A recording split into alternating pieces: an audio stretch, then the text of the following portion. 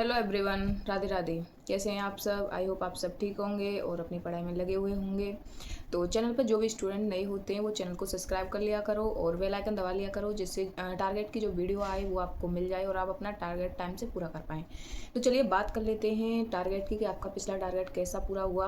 और please target को support कीजिए। ये टारगेट आपकी अचीवमेंट में बहुत ही कारगर साबित होगा। और आई होप आप मॉक टेस्ट भी लगा रहे होंगे तो आप देख पा रहे होंगे कि आप कहाँ पे हैं और कहाँ पे आप पहुँचने वाले हैं रिवीजन से। तो ये मॉक टेस्ट एक ऐसा ज़रिया होता है जिससे मतलब आपको पता चलता है कि हाँ, हम कितने लोगों से आगे हैं, कितने लोगों से पीछे हैं, हमारी पढ़ाई कैसी चल रही है। तो मॉक टेस्ट लगाना मत भूलिया कीजिए। आई होप आपने कल वाला मॉक टेस्ट लगा लिया होगा, संडे वाला। तो चलिए बात कर लेते हैं कुछ क्वेश्चंस की जो पिछले टारगेट से रिलेटेड हैं। तो मैंने पिछले टारगेट में आपको अगर बात करूँ हिंदी की, तो हिंदी में मैंने आपको पिछले टारगेट में चैप्टर दिया था वाक्य रचना रिवीजन के लिए। और रचना वही थी, महादेवी वर्मा से रिलेटेड आपने सारी रचना याद कर ली थी। तो जो हिंदी में वाक्य रचना चैप्टर है उससे 2 क्वेश्चन आपको दिख रहे होंगे और बाकी बुकेब थी, वो बुकेब आपने अच्छे से याद कर ली होगी। तो ये हमारा हिंदी का था, आपने क्वेश्चन आई होप बना लिए होंगे। अब चलिए बात कर लेते हैं रीजनिंग की। तो रीजनिंग में मैंने आपको दिया था ऑर्डर सीक्वेंस, 2 चैप्टर दिए थे, यानी कि क्रम व्यवस्था और एक फिगर एनालॉजी। तो दोनों से ही एक एक क्वेश्चन आपको स्क्रीन पर दिखा होगा। तो ये दोनों क्वेश्चन आपको बनाने हैं और आंसर कमेंट करना है। तो अब बात कर लेते हैं मैथ की कि मैथ में मैंने आपको कौन सा चैप्टर दिया था। तो मैथ में आपको मैंने दिया था compound interest, most important chapter इसको कहेंगे। और इससे रिलेटेड 2 क्वेश्चन आपको स्क्रीन पर दिख रहे होंगे। ये बहुत ही अच्छे क्वेश्चंस हैं, अगर आप बना रहे हैं तो आप बिल्कुल निश्चिंत हो जाइए, आप मैथ में बहुत ही अच्छा स्कोर करने वाले हैं। तो ये हमारा मैथ का टारगेट के क्वेश्चंस हो गए। अब बात कर लेते हैं जीएस की। तो जीएस में मैंने आपको दिया था पॉलिटी में उपराष्ट्रपति से रिलेटेड सारे आर्टिकल्स आपको याद करके आने हैं। और हिस्ट्री की अगर बात करें तो भारत में जो विदेशी आक्रमण हुए थे, जैसे कि हिंदीवन ने किए थे, शक थे, पल्लव थे, कुषाण थे, तो सबके बारे में आपको याद करके आना था, यानी कि रिवाइज करके आना था।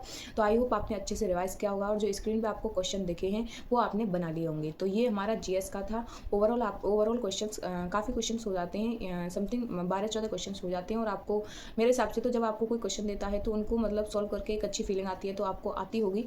तो चलिए अब बात कर लेते हैं आज के टारगेट की कि आज आपका टारगेट क्या रहने वाला है। तो आज हिंदी में आपके लिए मैंने चैप्टर रखा है समास। और समास अपने आप में बहुत ही इंपॉर्टेंट चैप्टर है और इससे मतलब एक क्या 2-2 3-3 क्वेश्चन भी पूछे जा सकते हैं। तो समास को बहुत ही अच्छे से और ध्यानपूर्वक आपको रिवीजन करके आना है। प्लस आज मैंने 2 दिन आपको 2 टारगेट्स में महादेवी वर्मा की रचना दी थी। तो आज आपको जयशंकर प्रसाद की जितनी भी रचना है वो रिवाइज करके आनी है, या आपने याद नहीं किए हैं तो आपको याद करके आनी है। और अगर आप कहें कि हम कहाँ से याद करें, तो जो टीचर से आपने मतलब कभी हिंदी पढ़ी हो तो उसने रचनाएं भी कराई होंगी तो वहाँ से कर सकते हैं आप, नहीं तो फिर आप राजपाल वाली बुक में भी रचनाएं दे रखी हैं तो वहाँ से भी कर सकते हैं। और समाज के क्वेश्चन प्रैक्टिस करके आने हैं। और बाकी जो हमारी वोकैब डेली रहती है, 10 पर्यायवाची, 50 विलोम शब्द, 10 अनेकार्थी, 10 मुहावरे, 10 तत्सम तद्भव, 10 अनेक शब्द के एक शब्द, बाकी सब कुछ आपको करके आना है। तो ये हमारा हिंदी का टारगेट हो गया।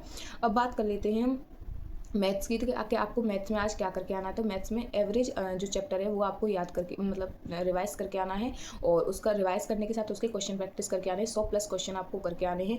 और एवरेज एक ऐसा चैप्टर है जो एवरेज मतलब एक चैप्टर नहीं है, सभी चैप्टर्स में इन्वॉल्व होने वाला एक ऐसा चैप्टर है जो मतलब कि कैलकुलेशन से भी रिलेटेड होता है, प्लस हमारे मतलब डेली लाइफ में भी इसका कहीं ना कहीं यूज होता है, हमें पता नहीं चलता। लेकिन बहुत ही अच्छा चैप्टर है और क्वेश्चन भी बनते हैं इससे। तो आप इसका रिविजन अच्छे से करके आइएगा। अब बात कर लेते हैं रीजनिंग की। तो रीजनिंग में आज मैंने फिर से 2 चैप्टर रखे हैं, एक एनालॉजी यानी कि सादृश्यता और एक रखा है फिगर क्लासिफिकेशन। तो ये यानी कि आकृति वर्गीकरण, ये 2 चैप्टर रीजनिंग के हैं। आई होप आप रीजनिंग का अच्छे से रिवीजन कर रहे होंगे। स्कोरिंग सब्जेक्ट हैं रीजनिंग मैथ और हिंदी, बहुत ही स्कोरिंग सब्जेक्ट हैं। इनमें तो आपको कोशिश करनी है कि आप 38, 39, 40 तक आराम से टच करें। तो ये हमारा रीजनिंग का हो गया टारगेट। अब बात कर लेते हैं जीएस की। तो जीएस में आपको आज आर्टिकल 75 से लेकर आर्टिकल 85 तक एकदम कंप्लीट करके आना है। इसमें अगर बात करें 75 से 85 तक संसद आ जाएगी, मंत्रिपरिषद आ जाएगा, राज्यसभा और लोकसभा आ जाएगी। तो ये सारे इन सभी के बारे में आपको पढ़ के आना है, प्लस सारे आर्टिकल्स याद करके आने हैं। वहीं हिस्ट्री की अगर बात करें तो हिस्ट्री में आपको गुप्त वंश करके आना है, प्लस थानेश्वर का पुष्यभूति वंश, जिसमें हर्षवर्धन के बारे में बताया गया है। बहुत ही इंपॉर्टेंट है हर्षवर्धन का जो शासनकाल है। तो उसमें ये दोनों ही मतलब हिस्ट्री में आपको करके आने हैं, गुप्त वंश प्लस थानेश्वर का पुष्यभूति वंश। तो ये हमारा जीएस का टारगेट हो गया। आई होप आप इन सबको अच्छे से बनाएंगे। तो thank you everybody, bye bye.